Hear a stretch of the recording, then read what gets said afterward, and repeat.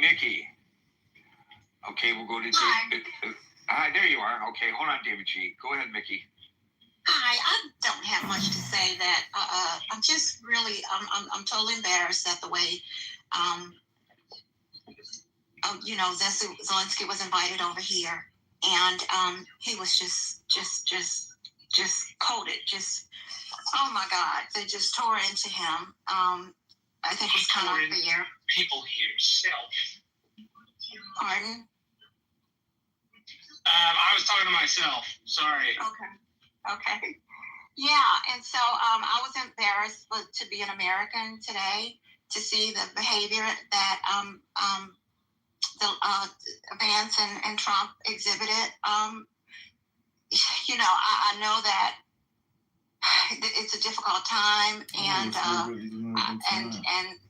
all, but that was just a shame. That's just a crying shame that we at the White House, a free country, behaved the way that we did today.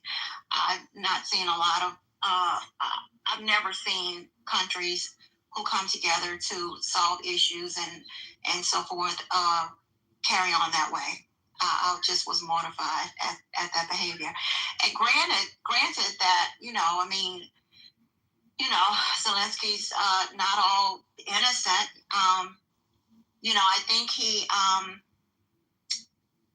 trying to do the best for his country. And granted also as well, Putin did come over and invade him and wants certain things. So he was trying to defend his country. And someone said that he said he's doing this alone and that he's not alone. No, he's not alone as far as support, but I think he meant they fought alone because there were no troops, no boots on the ground from any other countries. So I think that's what he meant when he says that. So, but he knows he wasn't alone because, goodness, he had the backup of the support of several European nations as well as the U.S., of course.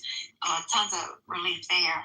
So I just think presidents and world leaders should conduct themselves in a more diplomatic manner, especially if they're allies. I mean, we're allies with Ukraine, and I don't think we should behave that way.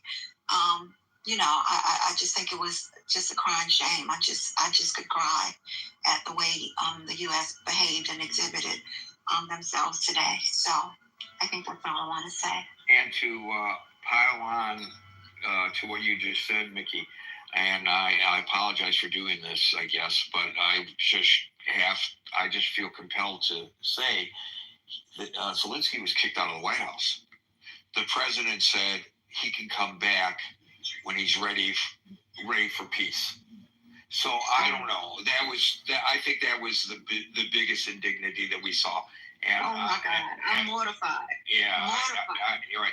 By the way, folks, thank you, Vicky. By the way, folks, the air raid sirens are going on in Kyiv right now. And also, folks that are trying to get onto the stage, it ain't going to happen. Sorry. As of 5 to 6 New York time, we no longer invite people on the stage. I'm going to try to get through everybody before we run out of time and I get a ticket trying to rush to the train. David? Thanks, Gary. Very important room given the events of today in our nation's capital. I think many in the room agree that Zelensky was coming hat in hand. The fact that he had to relitigate his arguments to this administration, knowing full well what's gone on. And, we as Americans, we've seen this war broadcast and documented. Pieces like 60 Minutes, heart-wrenching pieces about how these people are out there fighting on the front lines.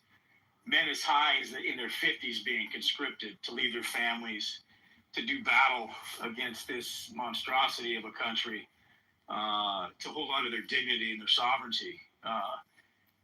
It harkens back to the history that we study with regard to our Minutemen and our gentlemen farmers taking up muskets against the largest military in the world, which was the Great British Empire. What, they didn't have muskets? That had